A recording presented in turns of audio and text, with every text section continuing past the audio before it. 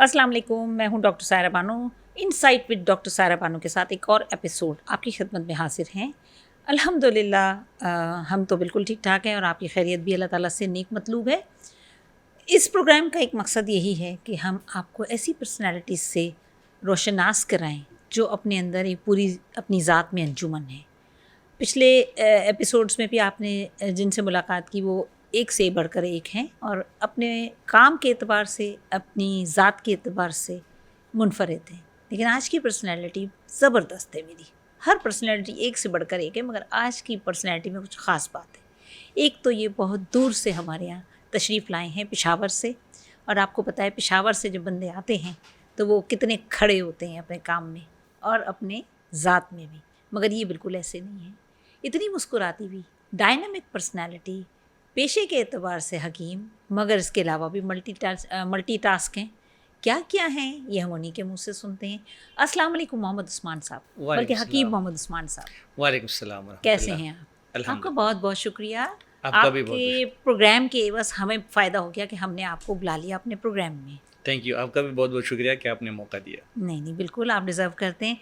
अच्छा, नाम के आगे तो हकीम लगा है, मगर चीज़ें मैं देखती हूँ कि बहुत कुछ हो रही होती हैं। क्या क्या है अपनी पर्सनैलिटी में छुपा के रखा है? मैं थोड़ा सा तारुफ करा दूँ। मेरा नाम हकीम मोहम्मद उस्मान है। मेरा ताल्लुक़ सरहद यूनानी मेडिकल कॉलेज से है और मैं वहाँ पर रेजिमेंटल थेरेपीज़ की जो डिपार्टमेंट है, हेड ऑफ़ डिपार्टमेंट में हूँ। माशाअल्लाह। उसका इंचार्ज भी हूँ। और क्लिनिकल मेरा जो प्रैक्टिस है वो कायरोप्रैक्टिक के हवाले से ज़्यादा है, जो कि रेजिमेंटल थेरेपीज़ का एक हिस्सा है। कायरो प्रैक्टिशनर तो बहुत महंगे होते हैं उस्मान भाई, और बहुत पैसे वाले होते हैं, लेकिन आप तो मुझे कुछ ख़ास महंगे नहीं लगे जब मैंने आपसे सारी चीज़ें देखी। तो ऐसा क्या है कायरो प्रैक्टिस में जो इतना लोग पैसा बनाते हैं, और क्यों ज़रूरी है? रेजिमेंटल थेरेपीज़ एक तो वैसे ही हमारे यहाँ बड़ी अनकॉमन है, अभी अब तक हो रही हैं ग्रेजुअली। आप लोग कोशिश कर रहे हैं पाकिस्तान प्रिवेंटिव होलिस्टिक सोसाइटी के ताउन से और अपनी ज़ात से, लेकिन एक और वजह भी है कि अभी भी पाकिस्तान में इनको वो मयार नहीं है, ना वो मकाम मिला है। तो फिर ये कायरो प्रैक्टिशनर की प्रैक्टिस कैसी चलती है? यहाँ तो हम देखते हैं कराची में तो बहुत महंगे हैं कायरो प्रैक्टिशनर्स। इस सवाल के दो हिस्से हैं। मैं कोशिश करूँगा कि दोनों को कवर कर लूँ। सबसे पहला हिस्सा जो है वो ये है कि कायरोप्रैक्टर की जो वैल्यू है, यहाँ पर जो फ़ीस चार्ज करते हैं वो बहुत ज़्यादा महंगे हैं। ये एक तरफ रखते हैं, ये आखिर में इंशाल्लाह इसको डिस्कस करते हैं। तालीमी एतबार से हम बात करते हैं कि तिब में कायरोप्रैक्टिक की हैसियत क्या है।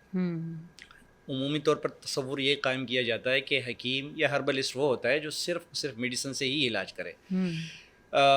ये तसव्वुर आधा है, ये पूरा तसव्वुर नहीं है, मुकम्मल तसव्वुर नहीं है। तिब ने इलाज मुआलजे के लिए और ख़ुसूसी तौर पर इंसानी लाइफस्टाइल को बेहतरीन बनाने के लिए एक मुकम्मल निज़ाम जो है पेश किया है। उस निज़ाम के अंदर 4 चीज़ें बताई जाती है हमें। सबसे पहली बात ये कि हम लाइफस्टाइल को बेहतर बनाने के लिए न्यूट्रिशन, डाइटिशियन के ज़रिए इलाज करवाएं। राइट। यानी हम अपनी लाइफस्टाइल को बेहतर करें। फिर इसके लिए तिब ने अपने उसूल मुरतब किए जिसको 6 एसेंशियल्स कहते हैं, स्टेप्स कहते हैं। असबाब सित्ता ज़रूरी है, यानी जिस इंसानी ज़िंदगी के अंदर 6 चीज़ें इंतहाई ज़रूरी है, अगर हम उसका ख़याल रखें तो हम आने वाली बीमारियों से महफूज हो सकते हैं। मतलब तिब का एक ख़ासा ये है कि इंसानी जिस्म को बीमारियों से महफूज करने के लिए उन्होंने एक प्रॉपर वे ऑफ ट्रीटमेंट बता दिया है कि किस तरह ज़िंदगी गुजार कर हम बीमारियों से महफूज रह सकते हैं। इन केस अगर हम बीमार होते हैं तो फिर तिब हमें एक अलग सोल्यूशन देता है जिसको कहते हैं इलाज बिद दवा, यानी मेडिसिन्स के ज़रिए आप इलाज करें।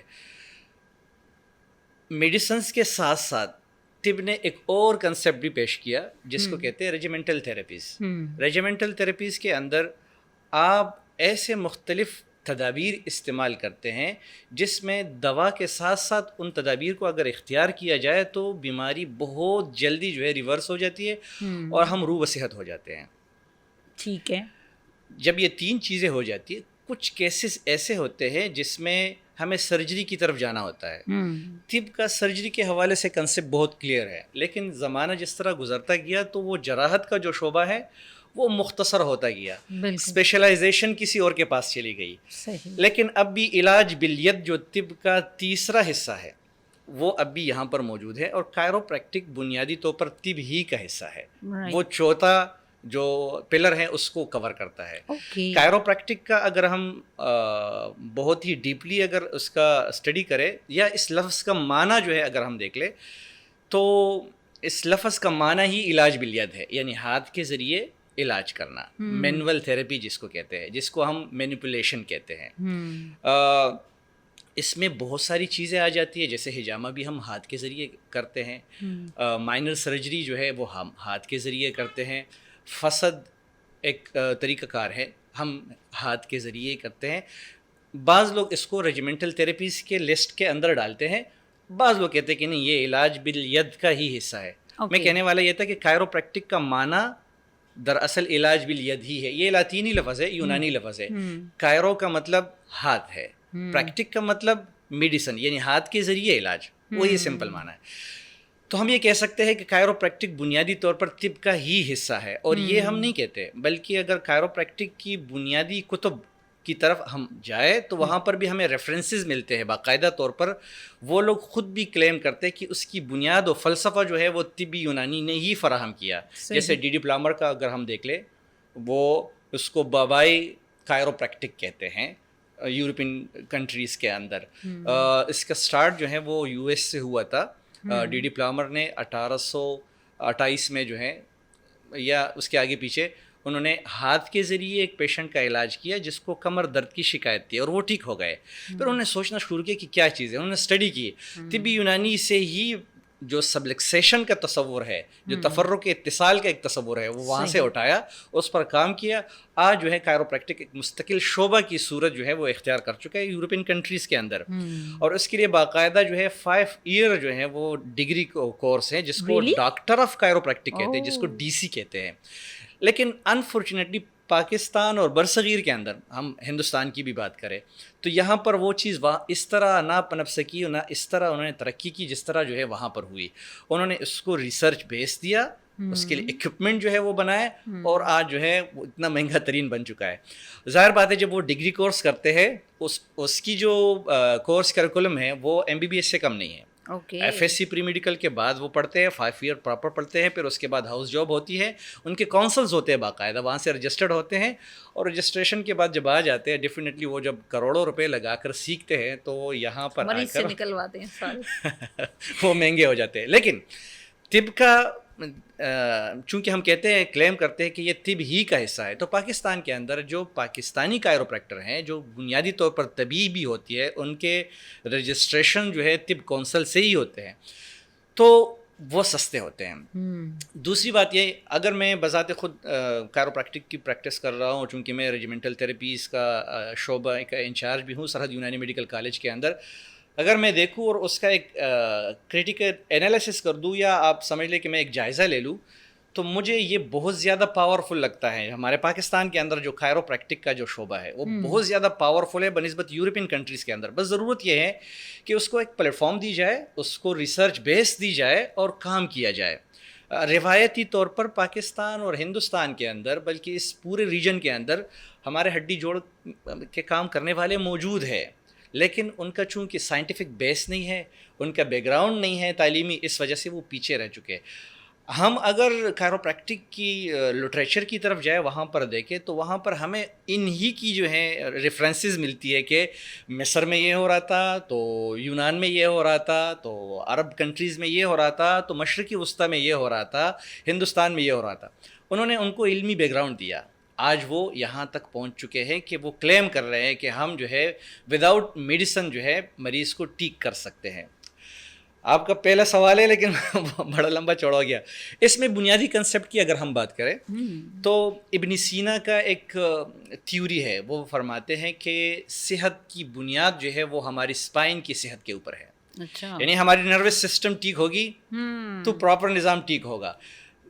اس کو جو ہے جب کائروپریکٹک ٹریٹمنٹ کرتے ہیں اور اسپائن کی ایڈجسٹمنٹ کرتے ہیں تو ڈیفینیٹلی ورٹیبرلز کی ایڈجسٹمنٹ اور ڈسک کی ایڈجسٹمنٹ کے ساتھ ساتھ مسلز لیگمنٹس کی ایڈجسٹمنٹ کے ساتھ ساتھ ان کا نروس سسٹم بھی ٹھیک ہو جاتا ہے. ظاہر اور ڈیفینیٹلی وہ ہمارا کام بنیادی طور پر جو ہے بحیثیت طبیب اور معالج یہ ہے کہ ہم جسم کے ساتھ ہیلپ کرتے ہیں، ہم بیرونی طور پر کچھ نہیں کرتے.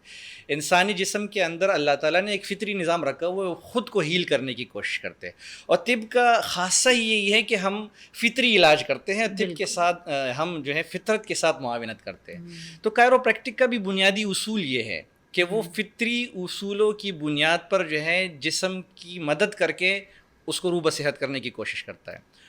میرے کلینکل پریکٹس کے اندر میں نے دیکھا ہے، میرے پاس ایک پیشنٹ آیا، ڈیجنریٹیو چینجز تھے اس کو، جو نیوروپیتھک ایشوز سے ہوتے ہیں عموماً، اور وٹامن ڈی کی ڈیفیشنسی کی وجہ سے وہ ہوتا ہے. نیوروپیتھک ایشوز کے اندر یہ ہوتا ہے کہ پیشنٹ ڈائبٹیز کے شکار ہوتے ہیں. ایسے پیشنٹ کے اسپائن جو ہے وہ ڈیجنریٹیو چینجز آ جاتے ہیں، اور کیلشیم جو ہے ڈپازٹ ہونا شروع ہو جاتے ہیں پورے اسپائن کے اوپر یا ہڈیوں کے اوپر بھی، آسٹیو آرتھرائٹس بننا شروع ہو جاتا ہے. بالکل. اب ایسے پیشنٹ کو جب ہم نے ڈیل کیا اور اس کی پراپر انویسٹیگیشن کی، اس کی ہسٹری لے لی اور اس کے لیے ایک ٹریٹمنٹ پلان بنا دیا، اس کے سیشنز لینے شروع کر دیا، آفٹر 3-4 منتھس جو ہیں ان کا وہ جو ڈیجنریٹیو چینجز آ رہی تھی وہ تو رک گئی، ریورس جانا شروع ہو گئی وداؤٹ میڈیسن. یہ یاد رکھیں، وداؤٹ میڈیسن، صرف کائروپریکٹک سیشن سے. دوسرا کام یہ ہوا کہ ان کا HbA1c 11 سے 6.5 پہ آ گیا. تو یہ مزے کی بات ہے. تو مطلب یہ کہ اگر کائروپریکٹک کے اصولوں کی بنیاد پر بھی اگر ہم صرف اس شعبے کو ٹیکنیکل ویز میں اگر ہم دیکھیں اور علاج معالجہ کریں تو ہم انسانی جسم کو، ان کی لائف سٹائل کو بہت ہی بہتر بنا سکتے ہیں. ہاں، یہ تو ایک آپ نے اچھی ڈیٹیل ہمیں بتا دی، اور ہم اس سے بڑے انفارمڈ ہو گئے کہ یہ کتنی زبردست فیلڈ ہے، اور ہمارے اسٹوڈنٹس کو شاید پتہ ہی نہیں ہے. میڈیکل سے میں جانے والے بچے یا تو میڈیکل میں جاتے ہیں، اور اب ایک ڈینٹل والوں نے بڑا ہائپ کریٹ کی ہوئی ہے تو ڈینٹل میں چلے جاتے ہیں، اور پھر اس کے بعد بھی پریشان ہی رہتے ہیں. یعنی کہ بعض لڑکیاں تو ڈینٹل کالج سے پڑھ کے پورے 5 سال اپنے ضائع کر کے پھر چھوڑ کے گھر بیٹھ جاتی ہیں. لیکن یہ اتنی زبردست فیلڈ ہے. لیکن عثمان بھائی یہ مجھے بتائیں کہ اس میں جب آپ مینوپولیشن کرتے ہیں تو کیا کبھی چٹک فٹک نہیں جاتی ہڈی، کمزور ہڈی والوں کو؟ ہاں، یہ اچھا سوال ہے. دیکھیے، ایشو یہ ہے کہ جس طرح اس فیلڈ کی پروموشنز ہو رہی ہے سوشل میڈیا کے اوپر، میں بذات خود اس کے حق میں نہیں ہوں، کیونکہ پیشنٹ کا خیال یہ ہوتا ہے کہ یہ ایک ایسا علاج ہے جس میں جسم سے چٹاخے نکالے جاتے ہیں یا پٹاخے نکالے جاتے ہیں. یہ ایک بایو میکینیکل پروسیجر ہے کہ آپ کے بون کے اوپر جو ایک جلی ہوتی ہے اس کے اندر مختلف گیسز جمع ہو جاتے ہیں ہمارے لائف سٹائل کی وجہ سے. آپ جب بھی ہڈی کو موو کرو گے تو اس سے چٹخ پٹخ نکلے گی. ہڈیاں اگر میں انگلیاں کا دیکھ لوں تو نکل، اس سے علاج معالجے کے اوپر کوئی اثر نہیں پڑتا. اصل چیز یہ ہے کہ کہاں پر ایشو ہے، کہاں سبلکسیشن کی ضرورت ہے، کہاں ایڈجسٹمنٹ کی ضرورت ہے.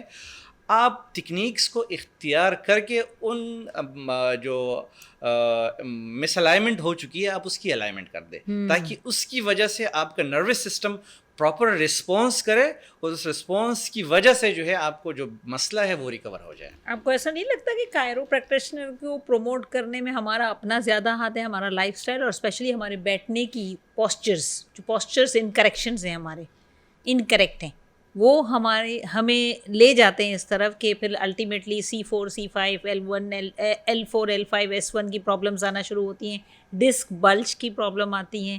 تو آپ کو ایسا نہیں لگتا کہ اگر بچپن سے ہی یہ چیزیں سکھائی جائیں، اچھی مطلب سٹنگ ارینجمنٹ اپنا پراپر ہو، اسپائن کا پوسچر اچھا ہو، تو پھر میرا خیال ہے اس کی نوبت کم نہیں آئے گی کچھ؟ میں نے سٹارٹ میں ایک بات کہی کہ طب کے اندر ایک کنسیپٹ ہے کہ بیماری سے کیسے بچا جائے. تعلیمی اداروں کے اندر اس چیز کی فقدان ہے، اور یہ ایشو یہ ہے کہ حکومتی سرپرستی جب اداروں کی آپس میں کولیبریشن نہیں ہوگی تو یہ چیزیں مس ہو جائے گی. ہمارے اداروں کی یہ ذمہ داری بنتی ہے کہ وہ اس کنسیپٹ کو لے کر جو طب کا بنیادی کنسیپٹ ہے، ڈیٹیل میں نہیں تو کوئی اختیاری مضمون کے طور پر پریپ سے لے کر یونیورسٹی لائف تک جو ہے اس کو پڑھائے باقاعدہ. دیکھیں دنیا کے اندر اس کی بہت ساری مثالیں ہیں. آپ پڑوسی ملک میں چلے جائیں، وہاں پر آپ کو آیوش اور یوگا کے حوالے سے کنسیپٹ کلیئر ملتا ہے. بالکل. اب یوگا آیورویدک کا ایک حصہ ہے. آیورویدک اور یونانی طب، ہمارا طب کونسل ہی ڈیل کرتا ہے یہاں پر، لیکن یہاں پر یوگا کو کوئی جانتا ہی نہیں ہے. اس وجہ سے بنیادی لائف سٹائل میں کمی ہے. یہی وجہ ہے کہ ہمارا لائف سٹائل کمزور ہونے کی وجہ سے ہمارے جسم کمزور ہو رہے ہیں. ہم جسمانی طور پر تو کمزور ہو رہے ہیں, ذہنی طور پر بھی کمزور ہو رہے ہیں. ہمارے اندر جو کوالٹیز ہیں وہ ڈے بائی ڈے ڈکریز ہو رہی ہیں. اس کی بنیادی وجہ یہ ہے کہ ہمیں کسی نے بتایا نہیں ہے کہ کھانا کیا ہے, سونا کیسے ہے, پہننا کیسے ہے. ہم تو وہ جیسے ہی کوئی ٹرینڈ آ جاتے ہیں اس کے پیچھے چلنا شروع کر جاتے ہیں. اور اس کا نقصان یہ ہوتا ہے کہ جہاں ہماری صحت پر اس کے برے اثرات پڑتے ہیں وہاں پر معاشرے کے اقدار کے اوپر بھی جو ہے اس کے بہت برے اثرات پڑتے ہیں. تو یہ آپ نے بہت اچھا نقطہ اٹھایا. اس پر تعلیمی اداروں میں جو ہے بنیادی طور پر کام کرنا چاہیے. اور ڈیفینیٹلی جب طب کا کنسیپٹ یہی ہے کہ بلکہ WHO نے باقاعدہ جو ہے ایک روڈ میپ دیا ہوا ہے 2014 سے لے کر 2023 تک, پھر 2023 سے لے کر 2032 تک جو ہے ایک اور اسٹریٹجیز دی ہے کہ الٹرنیٹیو میڈیسن اور خصوصی طور پر طبی یونانی میڈیسن کو مین سٹریم میں کس طرح لایا جا سکتا ہے. اس روڈ میپ پر بھی اگر حکومت نے 0.1% بھی کام کیا تو ہمارے صحت کے بہت سارے مسائل جو ہے وہ ٹھیک ہو جائے گی. جس طرح آپ نے یہ سوال کیا, اگر ہم بچوں کو یہ بتائے بلکہ بڑوں کو یہ بتائے, جو لوگ ہمارے پاس کلینک پہ جو لوگ آتے ہیں اس میں میجورٹی جو ہے وہ آفس ورک کرنے والے لوگ ہیں. بالکل دیکھیں اب 12 گھنٹے 8 گھنٹے جو ہے مسلسل ایک ہی پوسچر میں بیٹھتے ہیں تو کہیں پر تو جو ہے پریشرائز ہوگا آپ کا اسپائن. بالکل کمپریشن کے چانسز 100% بڑھ جاتے ہیں اور اسی طرح جو ہے ڈس بلجنگ کے بھی چانسز بڑھ جاتے ہیں. تو کائروپریکٹک علاج جو ہے صرف اس معنی میں نہیں ہے کہ ہم جو ہے بیمار ہو جائے تو اس کا علاج کریں. کائروپریکٹک اور طب کی بنیادی کنسیپٹ یہ ہے کہ ہم بیمار نہ ہو اس سے پہلے جو ہے ہم احتیاطی تدابیر اختیار کریں. تو ہم بطور ایڈجسٹمنٹ اپنی باڈی کائروپریکٹک سیشن اس سے پہلے بھی لے سکتے ہیں تاکہ ہم اس طرف پہنچے ہی نہ کہ ڈس بلجنگ ہو جائے, ہرنیشن ہو جائے اور اس کے بعد جو ہے ہمیں بہت کریٹیکل کنڈیشن میں پہنچ کر جو ہے کچھ اور آپشنس پر غور کرنا پڑے. اولڈ ایج پیپلس کے لیے کیا کائرو پریکٹیشنری ایڈوائزیبل ہے؟ بالکل ہے, لیکن وہاں پر ٹریٹمنٹ کرنا چاہیے جو پتہ ہو کہ یہ کوالیفائڈ ہے اور اس نے پراپر ٹریننگ کی ہے, ورنہ چٹک پٹک سے بہت کچھ جو ہے چٹک پٹک ہی ہو جاتی ہے. پھر اسی سے اس وقت ایک اور چیز میں اس میں تھوڑا سا ایڈ کر لوں. فیزیوز اپنے ساتھ جو ہے کائروپریکٹک لکھنا شروع ہو گئے ہیں. ہاں یہ ایک بڑا, یہ دیکھیں بہت ہی بڑا مسکنسیپشن ہے. فیزیوز کا کام ہی نہیں ہے. فیزیوز کا کام صرف اسسمنٹ کرنا ہے, ایڈجسٹمنٹ کرنا ان کا کام ہی نہیں ہے. بس کی بات نہیں ہے, وہ ان کے کورس کریکولم میں یہ شامل ہی نہیں ہے. تو اب ظاہر بات ہے جب DPTs ہم کر لیتے ہیں اور اس کے بعد جب ہمیں جاب نہیں ملتا یا ہمارے کلینکس جو ہے نہیں چلتے تو پھر ہم ادھر ادھر ہاتھ لگانا شروع کر دیتے ہیں. تو DPTs کے حوالے سے ایک معاشرے کے اندر جو ہے اڑتی اڑتی ہمارے کانوں تک بھی یہ باتیں پہنچتی رہتی ہے کہ DPTs اپنے فیلڈ کے علاوہ سب کچھ کر رہے ہوتے ہیں. ہم دیکھیں تو وہ کپنگ کر رہے ہوتے ہیں, ہم دیکھیں تو وہ اکوپنچنگ کر رہے تھے, ہم دیکھیں تو وہ کائروپریکٹک کر رہے ہوتے ہیں. اس کا نقصان یہ ہوتا ہے کہ ظاہر بات ہے انہوں نے جو ہے پراپرلی اس کا بایو میکینک پروسیجرز جو ہے اس کو نہیں پڑھا ہوتا ہے, اور انہوں نے جو پڑھا ہوتا ہے اس کا جو کنسیپٹ کلیئر ہوا ہے فزیو کے حوالے سے ہوا ہے, کائروپریکٹک کے حوالے سے نہیں ہوا. تو عموماً ہمارے پاس جو کیس آ جاتے ہیں تو وہ شکایت ہی لے کر آ جاتے ہیں کہ میرا مسئلہ تو بڑھ گیا ہے, میں تو کائروپریکٹک کے پاس گیا تھا, ڈاکٹر بھی تھا, فزیو بھی تھا, لیکن کیس ہمارا بڑھ گیا ہے. تو یہی وجہ ہوتا ہے کہ اسپیشلائزڈ بندے کے پاس نہیں جائیں گے, چاہے وہ بوڑھا ہو, جوان ہو یا چھوٹا بچہ ہو, ان سب کے لیے سیف ہے کائروپریکٹک. لیکن اگر ایسے ہاتھوں میں جائیں گے تو ظاہر بات ہے نقصان. اور یہاں پر تو ہمارے پاس تو عطائی بڑے آرام سے مل جاتے ہیں, اور میرا خیال ہے یہ ہمارے ملک میں ذرا زیادہ مسئلہ نظر آتا ہے. اس ریجن کا مسئلہ ذرا زیادہ ہے عطائیوں کا, ورنہ اگر باہر آپ جائیں تو آپ اپنی ڈگری کے علاوہ کچھ بھی نہیں لکھ سکتے ہیں. اگر آپ لکھیں گے تو آپ پہ جرمانے ہو جاتے ہیں. اس پرسنالٹی کے راز تو ابھی کھلے ہی نہیں, صرف کائرو پریکٹیشنر پہ ہی میرے پروگرام کا ٹائم پورا ہونے لگا. تھوڑا سا اپنے بارے میں بتائیے, اور آپ کیا کیا کرتے ہیں ایجوکیشن سے ہٹ کے, کائرو پریکٹیشنر سے کے علاوہ آپ کی زندگی میں کیا کیا شامل ہے؟ سوشل لائف میرا ہے اور اس میں بھی کوشش ہوتی ہے کہ حصہ لے لوں. ریسرچ ورک کے ساتھ میرا بہت زیادہ لگاؤ ہے, چونکہ میں نے عبدالخان یونیورسٹی سے MPhil کی ہے تو وہاں سے چسکا لگا کہ چیزیں جو ہیں ایکسپلور ہونی چاہیے.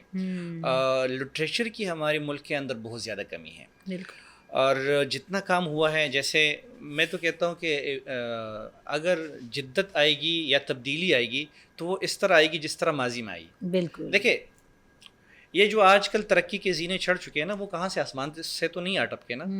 انہوں نے اس وقت کے اقوام عالم میں جنہوں نے ترقی کی تھی، ہمارے اکابرین کی بات کرتے ہیں، مسلمانوں کی بات کرتے ہیں، ان کی عروج کی بات کرتے ہیں، وہاں سے جو ہے چیزیں اٹھائی، ٹرانسلیٹ کروائی، اس پر اپنی بنیاد کھڑی کر دی. ہاں جی بالکل. آج جو ہے یہاں پر پہنچے ہوئے ہیں. ہمیں اگر ترقی کا زینہ چڑھنا ہے تو ہمیں بھی جو ہے وہ جو لٹریچر ہے ان کے پاس ہے، انہوں نے کام کیا ہوا ہے، اس کو اگر نہیں کر سکتے کم سے کم ہاں ٹرانسلیٹ کروا کر جو ہے یہاں پر کام کیا جا سکتا ہے. اور علم کسی کی میراث نہیں ہے، جو جہاں کہتے ہیں نا، حدیث بھی ہے نا، جہاں پاؤ اسے اٹھا لو. کسی کی میراث نہیں ہے، تو آپ پڑھ سکتے ہیں، لیکن پڑھنے والے چاہیے. کیا ہے ارادہ فیوچر میں؟ کوئی ریسرچ سینٹر بنانا ہے؟ ارادہ تو یہی ہے انشاءاللہ. یہ ریسرچ پہ جب بات ہوتی ہے تو ایک پراسرار سی مسکراہٹ آتی ہے نا، تو یہ لگتا ہے کہ کچھ چل رہا ہے دماغ میں ایسا. اور پھر فیوچر پلان اور کیا ہے؟ چونکہ میرا زیادہ وقت جو ہے وہ طب کی پروموشن کے حوالے سے چلتا رہتا ہے. آئیڈیا یہ ہے کہ جس طرح WHO نے ایک روڈ میپ دیا ہوا ہے کہ الٹرنیٹیو میڈیسن اور ہولسٹک میڈیسنز اور انٹیگریٹیو میڈیسنز جتنی بھی ہے اس کو مین سٹریم میں لایا جائے، کیونکہ صرف ایلوپیتھک وے آف ٹریٹمنٹ معاشرے کے علاج معالجے کے لیے کافی نہیں ہے، وہ ضرورت پورا نہیں کر رہا. تو اس وجہ سے WHO نے جو روڈ میپ دیا ہوا ہے 2023 سے 32 تک، اس میں واضح طور پر یہ مینشن ہے، اسٹریٹجیز دی ہے بہت ساری. خواہش یہ ہے کہ پاکستان کے اندر بھی ایسا ہی ہولسٹک کیئرز ہو، کلینک کی حد تک سے بڑھ کر ہاسپٹلس کی حد تک ہو، تاکہ لوگوں کے پاس ملٹیپل آپشنز ہو کہ میں نے علاج معالجہ کہاں کرنا ہے. دنیا کے اندر ریسرچ کے حوالے سے اگر میں بات کروں علاج معالجے کے حوالے سے، تو وہاں پر کمبائنڈ اسٹڈیز کا ایک کنسیپٹ ہے. ہمارے یہاں بہت دیر سے آئے گا یہ چیز. کمبائنڈ اسٹڈی کا کنسیپٹ یہ ہے کہ ٹیبل ٹاک ہوتا ہے کسی بھی ایک بیماری کو لے کر. آپ کی اپنی تھیوری ہے، مثلاً ہومیوپیتھ ہے، میری اپنی تھیوری ہے، یہ ایلوپیتھک ہے، اس کی اپنی ایکسپرٹیز ہے. یہ سارے ایک بیماری کو پکڑ کر جو ہے اس کے لیے ایک پیٹرن بناتے ہیں اور اس پیٹرن پر ریسرچ کرتے ہیں، اور پھر جو ہے کلینکل ریسرچ کرتے ہیں کہ اس بیماری میں کون سے طریقے علاج کے فوائد بہت زیادہ ہے مرض کو مٹانے کے حوالے سے. صحیح. جب ایک نتیجے پر پہنچتے ہیں تو اس کو کنفرم کر لیتے ہیں. اب اس کا فائدہ کیا ہوتا ہے؟ مریض اگر اس کیٹیگری کا آتا ہے تو ان کو پتہ ہوتا ہے کہ ہمارے اس ڈومین کے اندر چاہے ایلوپیتھی ہو، چاہے ہومیوپیتھی ہو، چاہے طب ہو، دیکھیے چاہے نیچروپیتھی ہو، بہت سارے علاج معالجے ہیں. اس مریض کا علاج بہت جلد اس وے آف ٹریٹمنٹ میں ہو سکتا ہے، تو وہ اس کو ریفر کرنے میں کیا حرج ہے؟ نہیں، وہ تو عزت کی بات ہوتی ہے. عزت بات ہوتی ہے. دوسری بات یہ کہ مریض کا ٹائم بچ جاتا ہے، صحت گین کرنے میں آسانی ہو جاتی ہے، وقت کم لگ جاتا ہے، اور سرمایہ بھی برباد ہونے سے بچ جاتا ہے. تو خواہش یہ ہے کہ پاکستان کے اندر بھی ایسے ماڈلز آ جائے ہاسپٹلس کی جو فطری اور قدرتی طریقہ علاج پر فوکس کرے، اور جو صحت کا شعبہ ہے وہ اسی طرح پنپتا رہے قدرتی طریقہ علاج کے ذریعے. انشاءاللہ.